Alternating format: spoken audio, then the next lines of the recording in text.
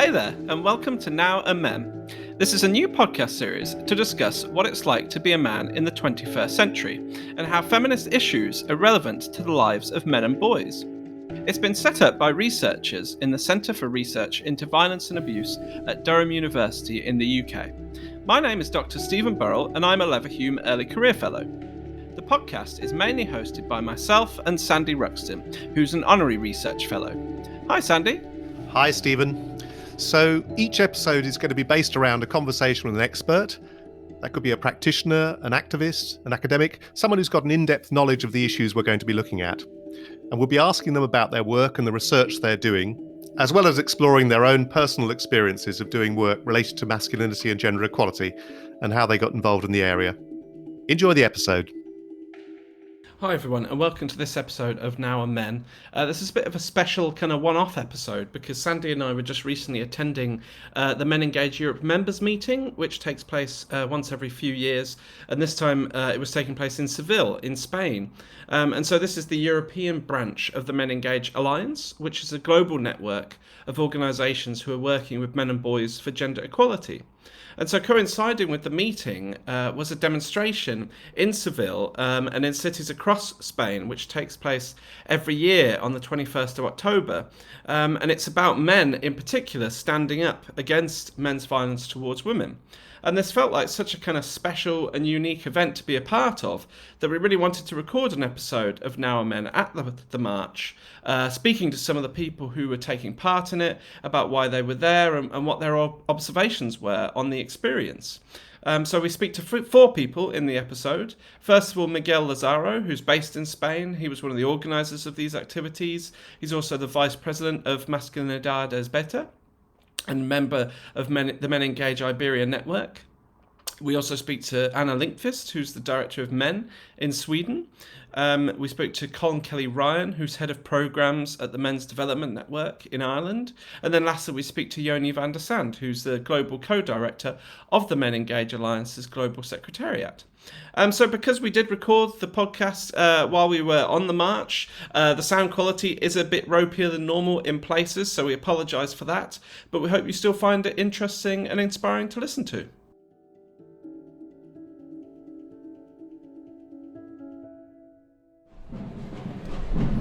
So hi Sandy, we're here in Seville currently for the MenEngage Europe members meeting, and we're actually currently on a demonstration against men's violence against women, and there's a lot of people here, and this is something we'd never really see or we haven't seen recently in the UK. So I was just wondering what your kind of reflections were on the protest and what's going on. Hi, Stephen. Well, it's just amazing to be here, really, because we have so many people here, men and women, protesting against men's violence against women. Yeah. And, you just wouldn't see this kind of local community activism in the UK, I don't think. And, I wish one day we would, because really we need to get our act together and learn from what they're doing over here in Spain. They've got much more of a history, I think, of, pro-feminist activism, men's groups, marches. And I think we need to learn from that. Yeah. No, I agree. I mean, it's interesting, in the wake of the murder of Sarah Everard in the UK, there's been a lot more discussion, more people getting involved, asking what they can do, including quite a lot of men. So maybe this is something which we could, seriously try and think about instigating, in the UK more, is this kind of actual, obviously we want to be doing work and education and engagement with men and boys, but also this more like social movement building and activism and protest, I suppose. Yeah, and one of the things that's so interesting here, we've got MenEngage members from about 30 countries across Europe who are present at this workshop, and actually, many of the issues that they're encountering and dealing with around men's violence against women are very, very similar. Yeah. And they're learning how to deal with it in different ways. But there's a lot of expertise that we can draw upon here. I think we've just done this book, Men's Activism to End Violence Against Women, with colleagues in Spain, with colleagues in Sweden, and the context of each country is slightly different. Yes.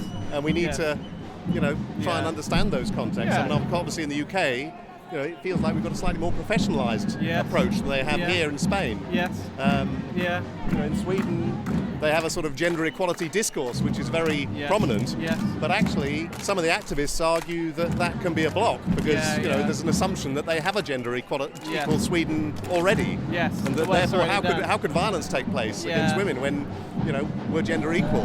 Yes. So interesting. Yeah, absolutely. I can just see in the background that our MenEngage colleagues are dancing as well, which just shows, I suppose, that these protests can also be joyful as well as angry. I think we should interview one or two of them in a minute. Yes, I think you're right. Let's try and do that. Thanks, Sandy.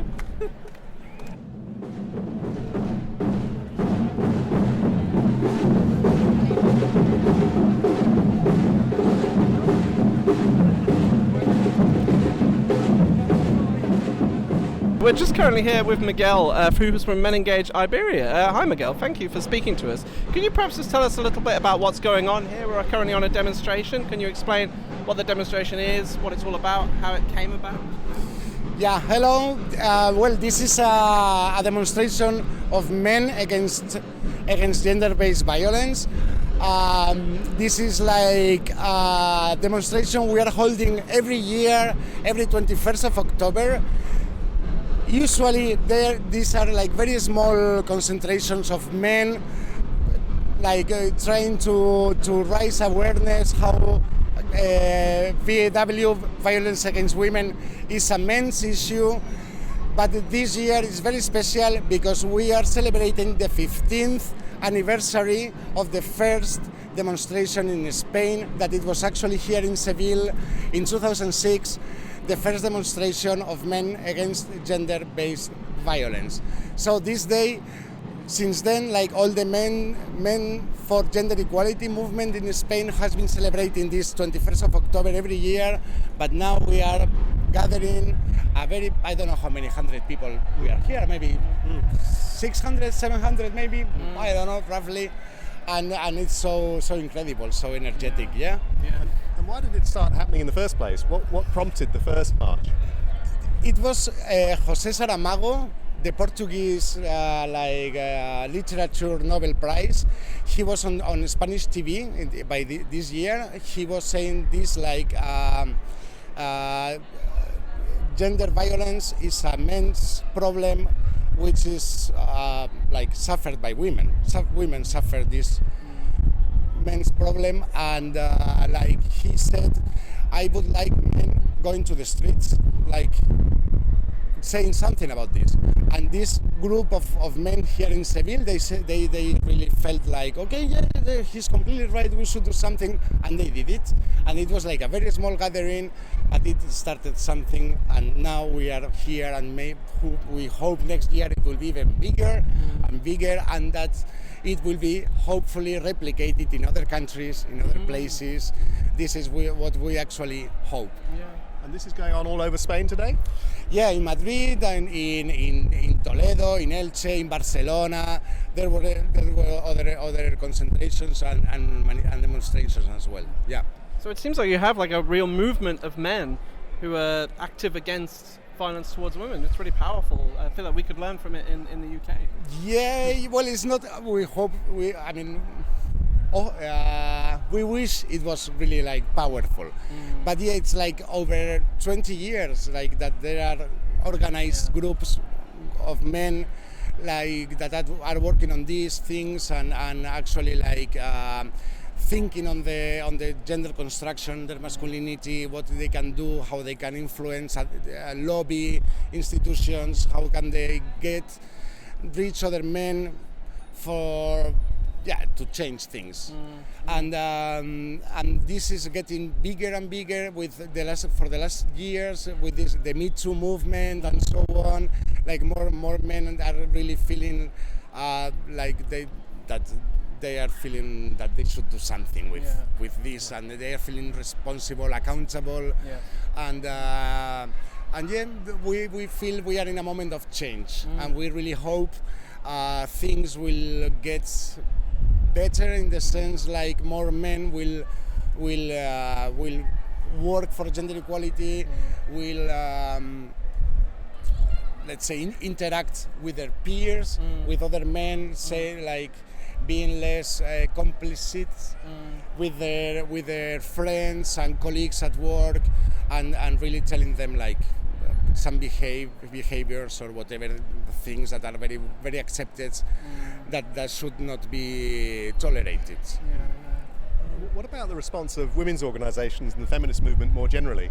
I mean, I imagine they're quite positive, but on the other hand, there could be some downsides. They might say, oh, well, here's a men's movement which is going to take over, or... Actually, always this 21st of October, it was always like appealing men to go on the demonstrations in November 25th. So one of the aims of these demonstrations was like, okay, men, you should go to this demonstration in November to end violence against women. And women, I mean, there are many women participating in this demonstration. The music is a group of women that they are giving here with the drums and so on. And they are actually like happy. We are not occupying their spaces, we are not talking for them, we are just talking to other men. So it's really like smooth with this. They are happy with this kind of actions, definitely.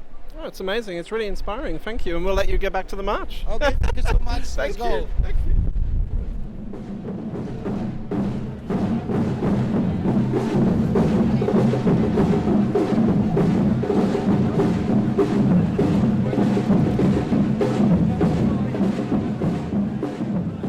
I think we're near the Cathedral of Seville, and there's the rally going on now, so it's pretty amazing. Could you just tell us a little bit, Anna, about your experiences of this? Well, perhaps a bit about your organisation and how you're feeling being here today at this protest. Yes, sure.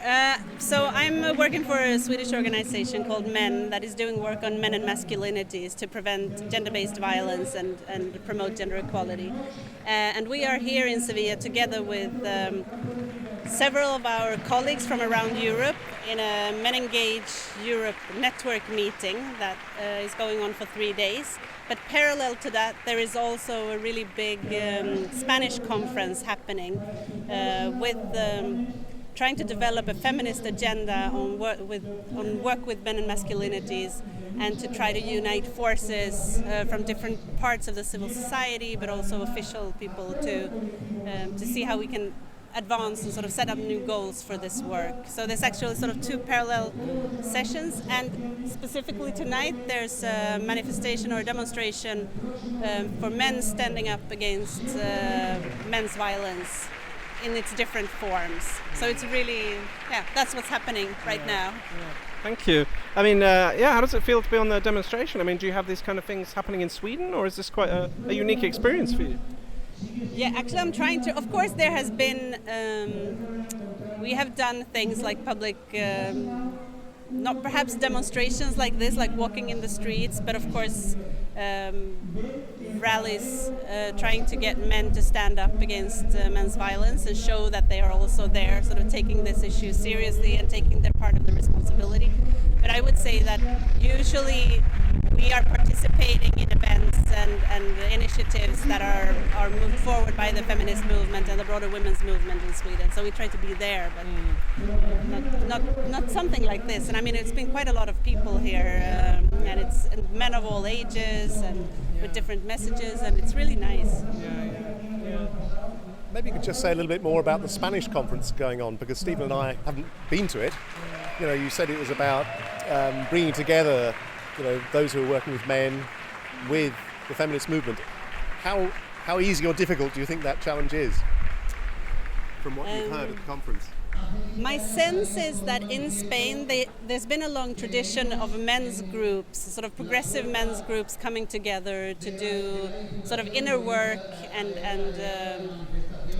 anti-patriarchal work in some ways, and there's also quite a strong strand of academia on men and masculinity, or at least that's my impression. But I do think that in the realm of making this sort of public policy and pushing for systematic changes or getting things that have been piloted by civil society and turn that into more systematic work on men and masculinities, and to do that not only just address men, but to actually do it with a feminist analysis really at the core of the work. I think that is a development that is happening right now. So the Spanish organizers have also stressed the importance to both get international voices into that, to inspire and say something about how this work can happen, but also to get some united front. And they're going to present a declaration tomorrow that is hopefully this core document that people can gather around moving forward. So it's a really interesting moment and some really hopeful developments, I think, that are happening here. It's also interesting for us within MenEngage Europe that there is this nascent grouping MenEngage Iberia. So this is a regional grouping within MenEngage Europe. So it's really, quite an interesting development for our network too, isn't it? Yes, definitely. And I think it all started like 3 years ago when we had a MenEngage membership meeting in Vienna, and a lot of these the Spanish men that have been involved in this work in different ways knew about each other and had some connections, but there was really no articulated and work being done together. So, but at that meeting, they decided to form MenEngage Iberia as a national or regional network, because it's actually both Portugal and Spain.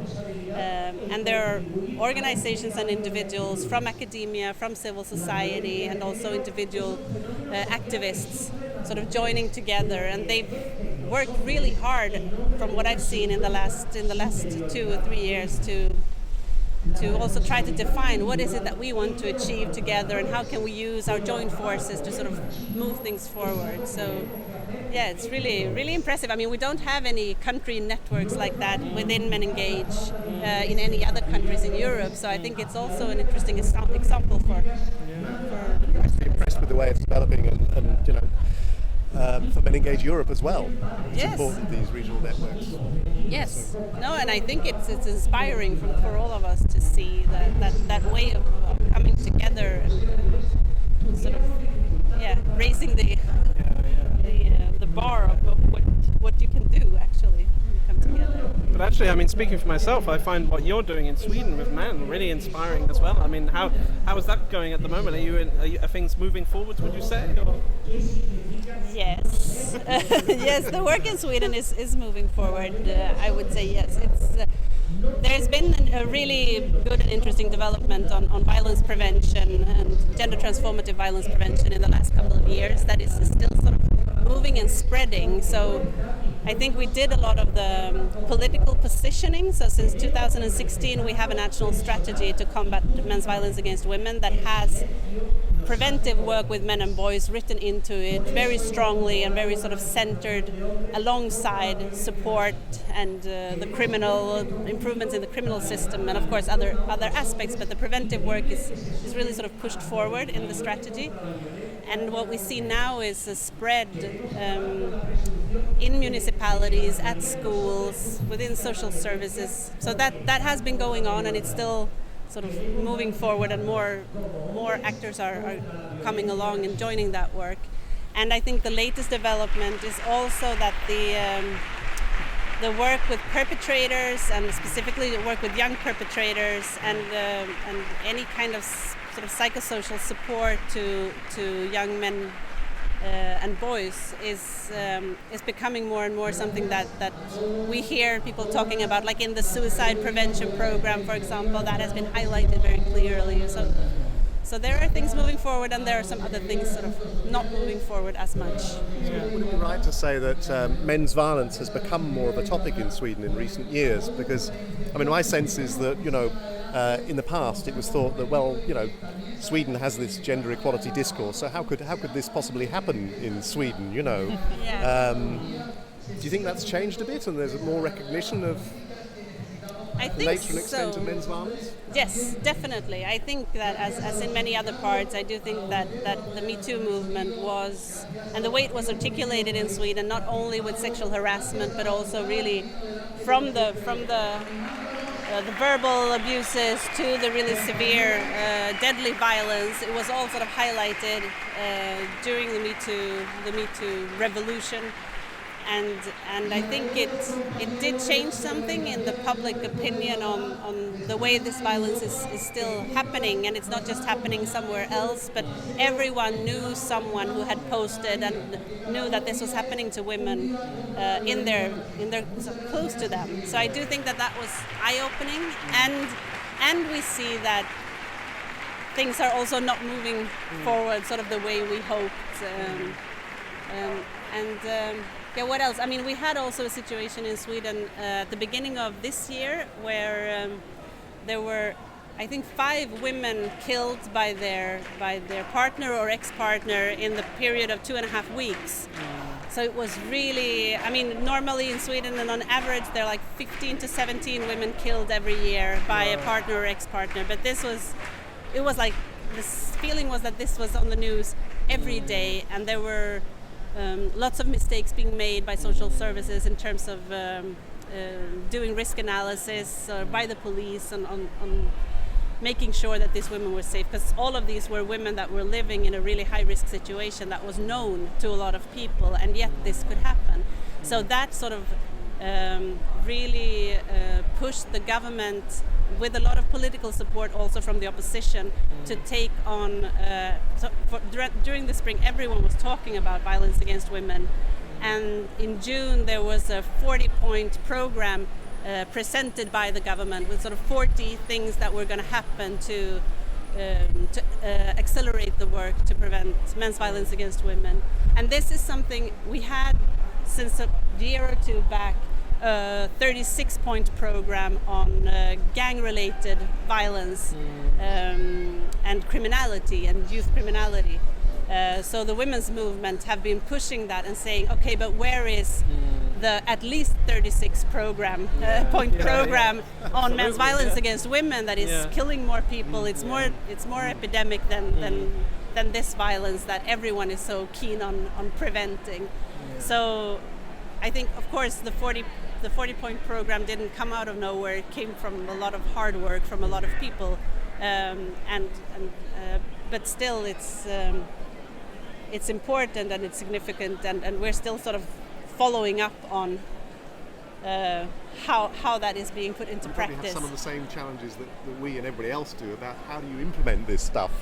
You know, you get these declarations, programs, number of points, etc., but when it comes down to it, what actually happens on the ground, you know, that's the real challenge, I think. Yeah, and making it long term. I think like we are 1 year or less than a year away from elections, so right now the government is really keen on showing that they are spending a lot on things that are important to the public, but it's really, really difficult to get things to become sustainable and long-term and actually last over time. And as we know, you don't sort of prevent violence in 8 months or 6 months or with a so that's the struggle I think we're all in. Yeah, but on the other hand, MenEngage, started 2009. Here we still are, 2021. We're making progress. We're gaining members.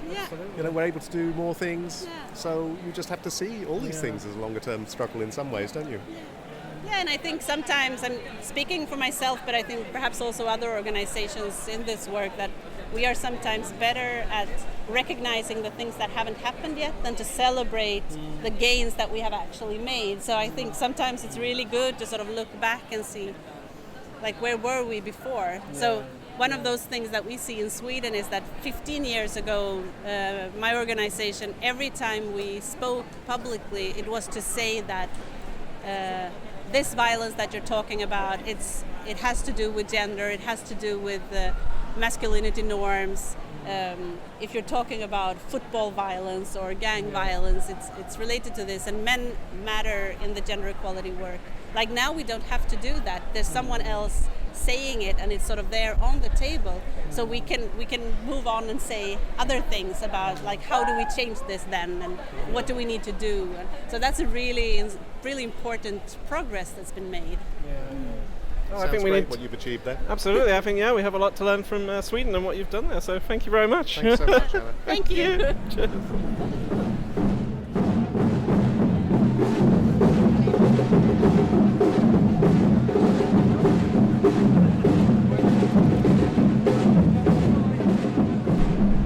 So we're now here with Colin from the Men's Development Network and White Ribbon Ireland. Hi, thank you so much for speaking to us. What do you make of the demonstration and your experiences today?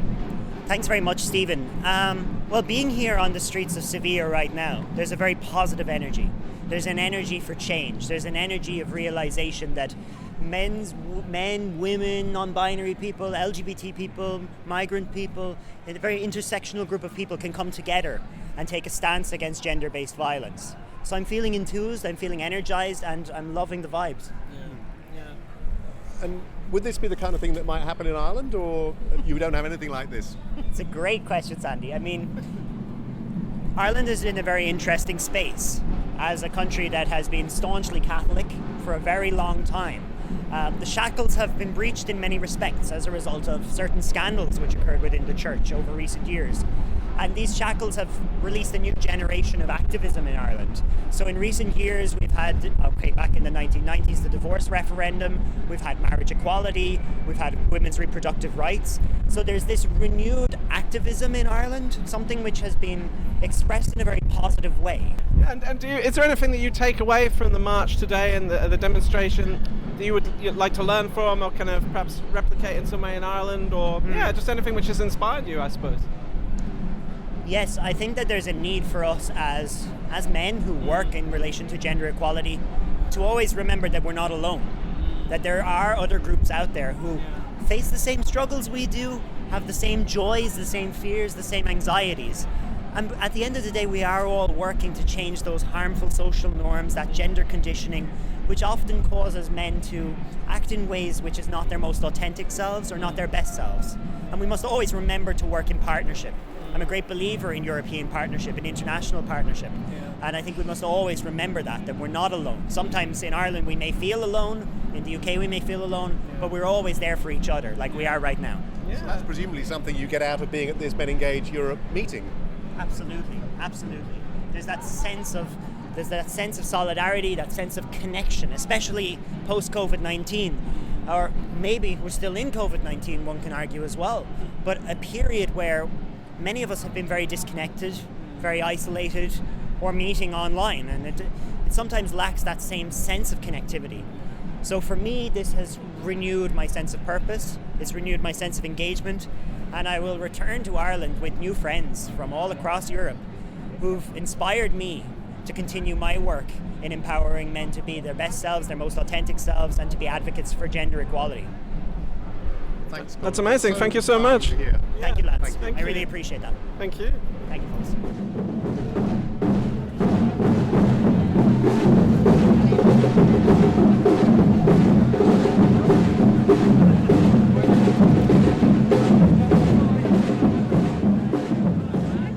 So we're here with Yoni from the MenEngage Global Secretariat. Hi, Yoni. Hello.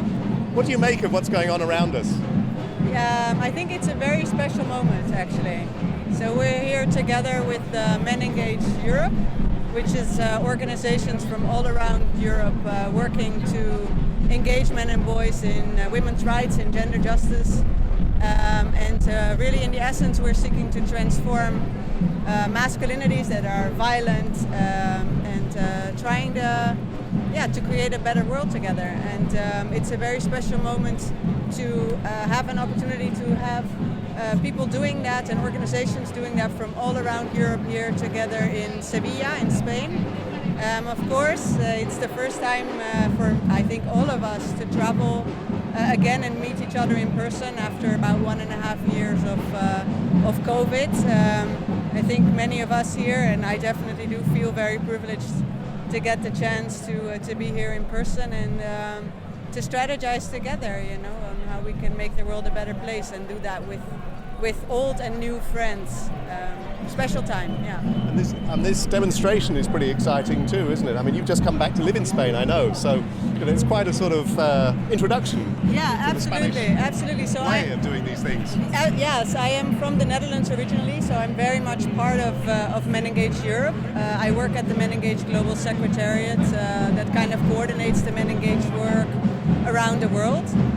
But we are here now in Seville in Spain at a unique moment, I think, for our Spanish members and the Spanish community, because they have managed to organize a manifestation to end violence against women as men or male allies. And there are, of course, not only men here, there are people from all walks of life, but it's an act of solidarity. And what I've been hearing from the people here in Spain as part of the MenEngage network is that it's really a hopeful moment for them and potentially transforming. They have managed to get the municipality supporting the manifestation. We're in the center of Seville. It's sending a political message that there can be no more violence against women, and men are not having it anymore. So that's the message they're sending loud and clear. You can maybe hear the drums in the background, and so it's very inspiring to be part of. MenEngage Alliance has a global reach, doesn't it? I mean, have you encountered this kind of demonstration elsewhere? Yeah, I think they do happen, and of course, because of COVID over the last 1.5, 2 years, it's been very difficult to show up in public.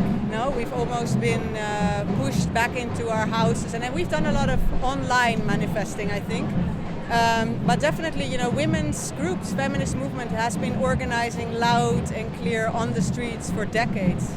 And so in that sense, this marching and with the drumming and just showing up in public with the banners and is definitely something that's very much part of our movement. It has been for a long time. And I think what is newer perhaps is that men are showing up in numbers and visibly part of this movement. So it's wonderful. So would you say this is something you'd like to see a lot more of, perhaps, like, in different countries, maybe different MenEngage members organising this kind of protest, social movement type activities? Yes, I think it's very important for men to show up. I think it's important for men to show up in what is already being organised as well, right? So on International Women's Day, women's groups, the feminist movement has been leading marches all around the world for quite some time. So it's also important that men are present there, not take over the space, but to show up, to let women lead, but to be there and walk and march with us. And so yes, these marches are important, and I hope to see a lot more people of all walks of life to be part of them. Well, thank you so much. That's amazing. Thank you. It's great. Thank you. Thank you.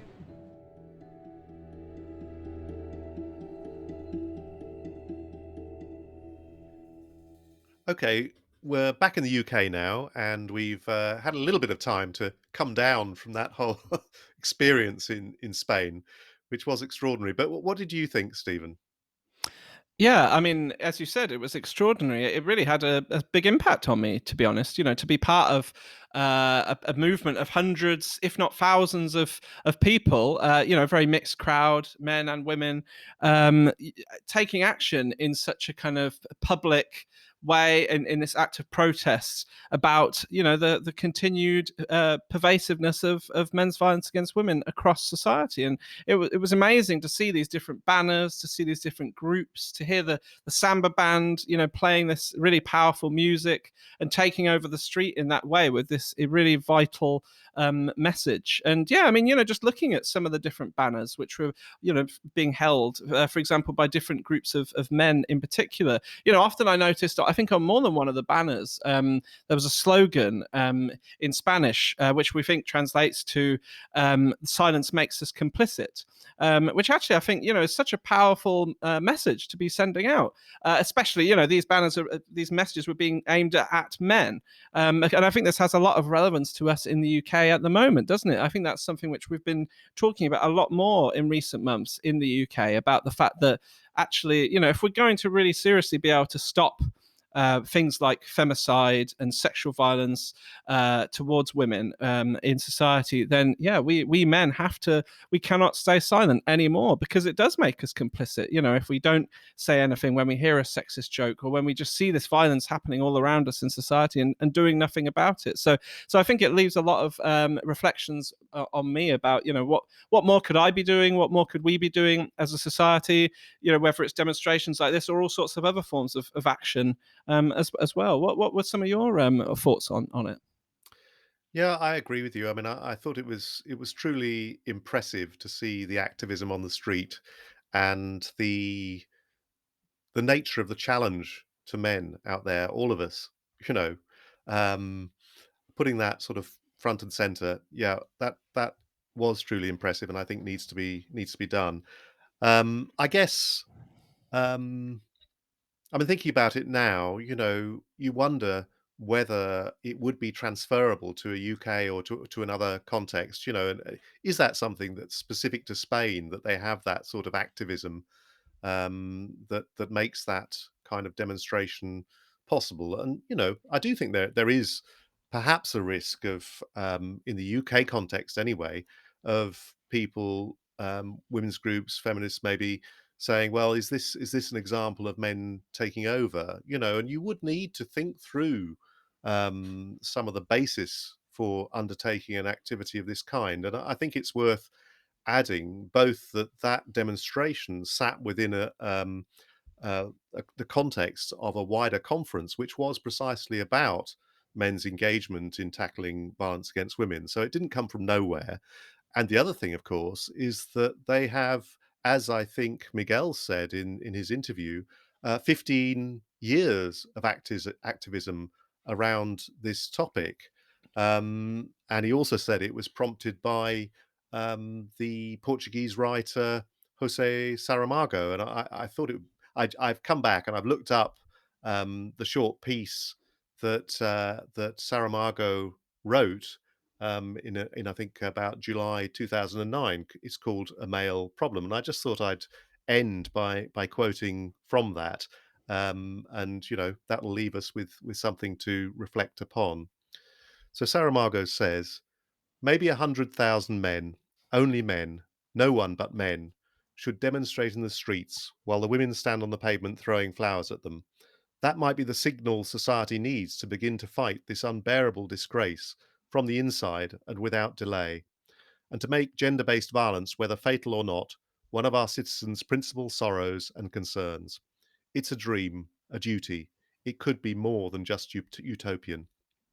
Now, of course, you could say, well, men demonstrating and women standing on the pavement throwing flowers could be seen as a sexist sort of presentation. But I think, in a way, we understand the challenge that he's raising of men taking action and men putting their violence, front and center. So, Yeah, absolutely. I mean, I suppose it raises those questions as well, doesn't it? About how can men, if we are going to do something like this, how can we do so in a way which isn't taking over, is working with women, being accountable to women, as appeared to be the case in Spain. But as you say, the fundamental point is incredibly powerful, isn't it? That many, many more men need to be speaking out about this and taking action. exactly. Yeah. Well, thank you very much, everyone, for listening, and we'll speak to you again soon. Okay, bye now. Thank you very much for listening to this episode of Now and Men. Any references we mentioned will all be in the show notes. You're welcome to email us at nowandmen@gmail.com if you'd like to ask us questions or suggest a guest. And we're really keen that the podcast should be listened to by as many people as possible to encourage more men to think about issues of masculinity and gender equality. So please do follow Now and Men so the latest episode drops in your podcast feed as soon as it's released. You can also leave a review and share it among your friends and colleagues, and look out for our next episode coming soon. So you take care of each other, and speak to you again soon.